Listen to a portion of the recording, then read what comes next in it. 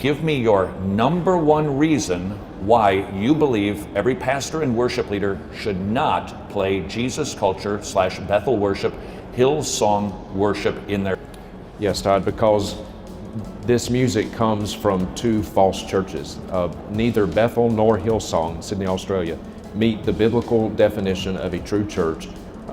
Brian Houston and Bill Johnson do not meet the biblical qualifications to be an elder or pastor. I'm going to let you make that case because some people would challenge you on that. But let me play advocate immediately. There have been a lot of good hymns written in the past by bad theologians, but we still sing them anyway. Why should this be any different?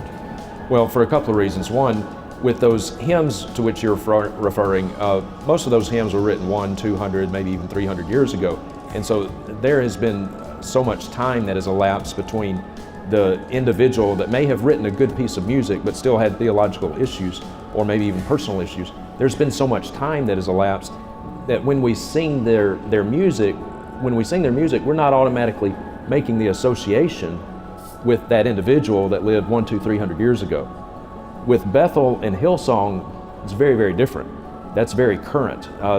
These churches, false churches, are constantly putting this music out, and they use their music as their primary tool of evangelism. Please do not run past that statement. Camp there for just a moment. The music is being used by them for what goal? To enlarge their own camp, to enlarge their reach, to enlarge their churches, to bring people into their false theological system. Because here's what happens, Todd. You know, they're not going to write music that has just completely outlandish lyrics. Now, some of it that maybe we may talk about is borderline on that. But a lot of their music, it's going to pass a basic doctrinal smell test. And that's intentional because they know if it doesn't, that most churches aren't going to put it in their services. And here's what happens. On Sunday morning, when churches put these lyrics up on the screen, and the unsuspecting person sitting out there in the pew, reading the lyrics, singing the lyrics, and then they see in the fine print at the bottom, copyright Bethel music, copyright Hillsong, and let's throw in elevation music with that as well, Stephen Furtick. So when they see the fine print, they think, oh, Bethel, oh, Hillsong, I think I'll check them out. They must be okay. We're singing their music. And so they use their music as a hook to pull unsuspecting people into their false theological system. And so the local church singing those songs give the local church's stamp of approval. The pastor is saying, it's okay, congregation, these songs are fine, and you can follow the people who produce them. Or they hear them on the radio, then they see them that we're singing them in church, and they go, they're fine. Right. Now, right now, Justin, people are going, come on, you're telling me that we sing a song by Bethel or Elevation or Hillsong, it's orthodox. You're telling me that people are going to see the fine print and then they're going to run off and start following their teaching? That's ridiculous, and you can't prove that. Oh, I think common sense proves it. I mean, that's why they do what they do. That's why they put their music out there. This, as I said, this is their primary tool of growing their church. It's not speculative. The numbers demonstrate this is the fastest growing movement in the world. As bad as it is here, as bad as the Word of Faith movement and the prosperity gospel is here, I can tell you, Todd, because I've been all over the world, it is far worse in other parts of the world, far worse in Central and South America and Africa. Africa is absolutely saturated. And so we do have proof that this is what is happening because of the explosive growth.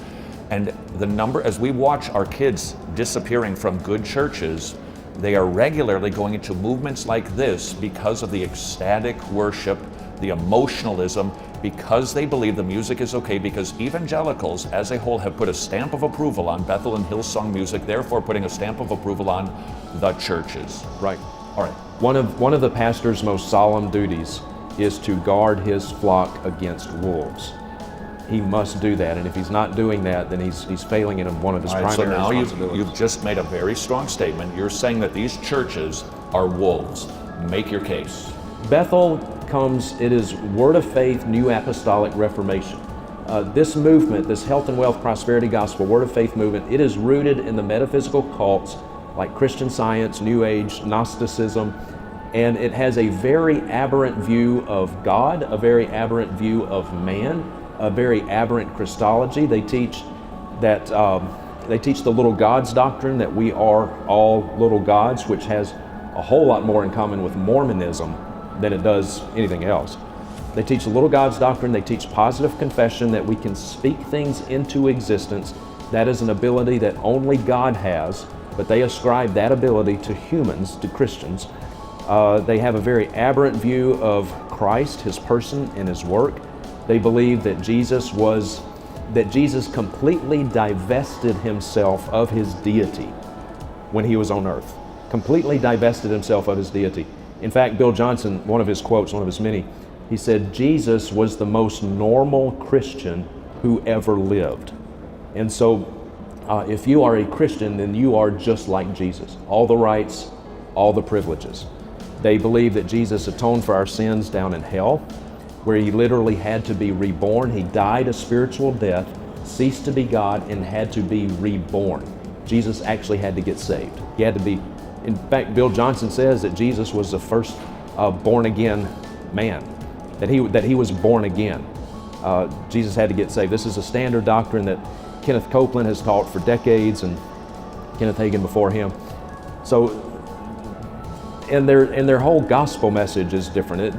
The prosperity gospel, they appeal to people through two of the most basic and universal of all human desires: the desire to be wealthy and the desire to be physically healed. Almost everyone on the planet wants that. They'll say, if you'll come to Jesus, if you'll just ask Jesus into your heart, then he'll make you rich and you'll never have to be sick again. Well, you've got about 7 billion people on the planet who want those things. And so they make this emotive response to this prosperity gospel, but that is not the real gospel. They rarely talk about sin. If you listen to Bill Johnson or Brian Houston or Joel Osteen, Kenneth Copeland, Joel Osteen, any of these, Benny Hinn, sin is not something that you commit against a thrice holy God that incurs his wrath. In fact, Bethel Church actually will flat out teach you that man is inherently good. That man is inherently good. That's one of their staple teachings.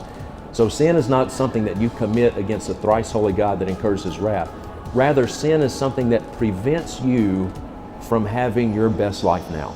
It prevents you from experiencing the abundant life. It's just something that hinders you. It's not something that incurs the wrath of God. So these are false churches. And you and I have both met parents, weeping parents, whose sons and daughters, because of the music, have gone into these systems. They then go into their supernatural school of healing ministries. They have dead-raising teams. If you haven't heard about Olivia, the little girl who died, one of the worship leaders, or Olive rather, who died, and for 7-8 days they tried to call on God and insist resurrection because we have the authority to resurrect the dead. That made national news. That's the tip of the iceberg. They have dead-raising teams which will go out into the streets and tell people that they can pray for their dead relatives. This is grave-soaking territory that we're talking about. Yes. Describe what that is. They believe that when one of their generals, like whether it's Amy Semple McPherson or Catherine Kuhlman or Smith Wigglesworth, one of these charismatic generals, quote unquote, from days gone by, when they die, there's an anointing that resides on their bones, and hence the grave. And if you go and lay on the tomb or lay on the grave, you can actually soak up this anointing from these dead people. That is straight out of the occult. The occult. That is demonic. And that is a normal practice for Bethel. Right. And also the association with what teachers, and this is both Bethel and Hillsong, because Justin, you're right, Hillsong I don't think is as extreme outwardly as Bethel is. Not in their fire tunnels, practices. The falling down and the shaking and the flopping. Yeah, it's not quite as ecstatic as that. But does Bill Johnson ever preach at Brian Houston's church and vice versa? Yes. Do any other false teachers preach in their pulpits? Yes. Hillsong has been the host to practically every well-known false teacher that soils the landscape of evangelicalism today. They endorse everyone. Bill Johnson has spoken there numerous times recently. Bill Johnson, you name it, They endorse Kenneth Copeland. They endorse Joel Osteen. They endorse Benny Hinn. All of them. Hillsong does, yes, absolutely. Some of their music passes muster. Is there any music that is being produced by Hillsong or Bethel that is not passing muster? Yes. You got any examples for us? I might. Yes, I do. All right, what have you got? This is from one of their songs entitled Closer. Your love has Ravished my heart. Keep going. I've got it too. You got the same thing? Your love has ravished my heart and taken me over, taken me over. All I want is to be with you forever, with you forever. Pull me a little closer. You do the rest because it gets too creepy for me. Okay. It is. It is creepy. Yeah. We're talking about Jesus. Yeah, we're talking about, this is supposed to be about Jesus. Pull me a little closer. Take me a little deeper. I want to know your heart. I want to know your heart because your love is so much sweeter than anything I've tasted. Whoa, whoa, how great your love is for me. Whoa, whoa, how great your love is for me. Here's one, Todd, from a song entitled We Dance. We dance. You steady me, slow and sweet, we sway. Take the lead and I will follow. Finally ready now to close my eyes and just believe that you won't lead me where you don't go. When my faith gets tired, my hope seems lost, you spin me round and round and remind me of that song, the one you wrote for me, and we dance and we dance. You still my heart again, I breathe you in like I've never breathed till now, we dance, we dance. This is what you do. It's always like springtime with you, making all things new. Your light is breaking through the dark. Your love is sweeter than wine, bringing joy, bringing life. This is what you do. This is what you do. You make me come alive. It's like I'm living for the first time, finally for the first time. So the old jokes about replace Jesus with your boyfriend. It's not a joke. We could go on, but there's a romantic emphasis with many of these lyrics that, let's just be honest, it borders on downright creepy. However, Justin, there's another component to this movement that we're concerned about, that people are being swept in via the music. Talk about the money aspect of Bethel and Hillsong. I couldn't even put a dollar sign on it. Multiple tens of millions of dollars. Per year. Where else does the cash come from? Every time a church sings one of these songs, if they're being on the up and up, they're supposed to pay a royalty to the company or the person or the group that wrote the song. Christian Copyright Licensing International. Please know, when you sing these songs in your churches, there is money that goes into these false churches every single time you sing it. Now, if I may illustrate absurdity by being absurd a little bit, let's just say Planned Parenthood decides to write some Christian music that would pass a doctrinal smell test. Would you sing it in your church?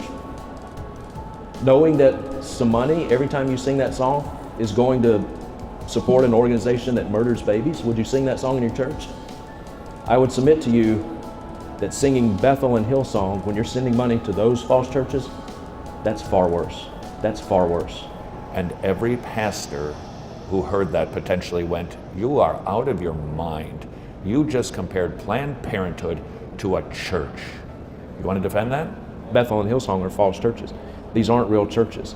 I've been in some good churches and I've looked up and they're singing a Hillsong song and it just makes me wince and I won't sing it.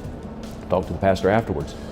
But when they sing that song, they're sending money to false churches that are opposed to Christ, opposed to the gospel, teaching a false gospel, leading people to hell.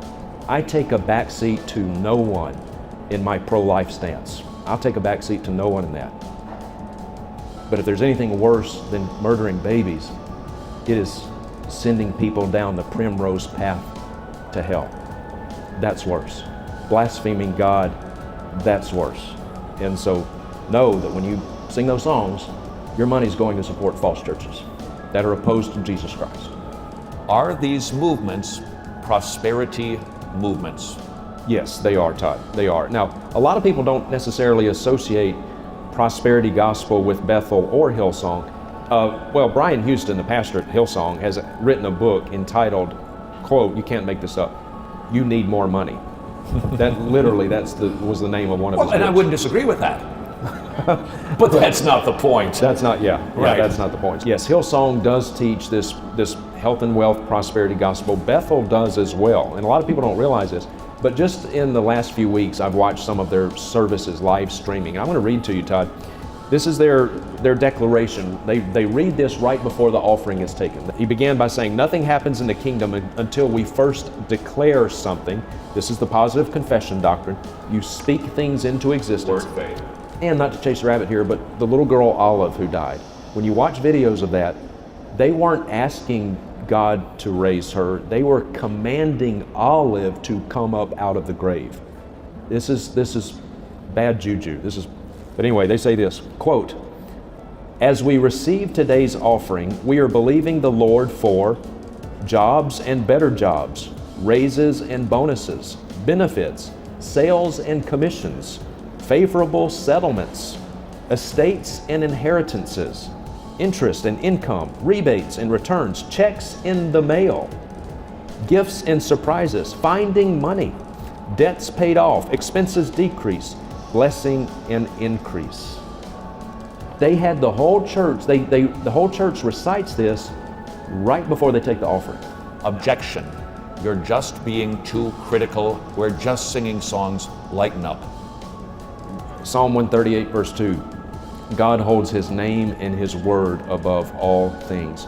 Worship is very, very serious business. It is not something to take lightly. It's not something to trifle with. God holds His name and His word above all things. He must be worshiped in spirit and in truth. John chapter 4. And dear friends, when we worship, and that term is, everybody thinks of music when we think of worship. Preaching is worship. But when we worship, when we do the musical aspect of worship, we have an audience of one. We have got one person that we've got to please, and that is God. And He takes worship very seriously. He is thrice holy. And I can assure you, God is not honored by quote-unquote worship that comes out of false churches that blaspheme His name every single time they gather. He is not honored by music that comes out of false churches that exploit the poor, the sick, the desperate, the widows, who preach a false Jesus, a false atonement, and a false gospel. God is not honored when we sing music that comes out of that. All right. Justin, in closing, please speak to a pastor, to the worship leader who has a similar responsibility to protect the flock. Please do your best to encourage them to consider the responsibility and the accountability to the Lord that they have to be guarding the sheep from wolves. Yes. And I understand that a lot of pastors probably don't understand all the ins and outs of Bethel and Hillsong. But as a pastor, brother, one of your most solemn duties is to protect your flock from the wolves. There are wolves, and how do wolves dress? In sheep's clothing. Satan disguises himself as an angel of light. We must teach sound doctrine and refute those who contradict. We've got to protect the sheep from the wolves that are prowling about and want to devour them. And Bethel and Hillsong, these are false churches, and they are dens of wolves, and they are out there trying to prey upon your sheep. So guard your sheep. Love them enough to guard them. And the most loving thing we can do for someone is to tell them the truth. That is the most loving thing to do. The most hateful thing we could do to someone is to know the truth but not tell them. If you really want to hate somebody, do that. If you want to show love, love them enough to tell them the truth. Love them enough to protect them from those wolves that would devour them.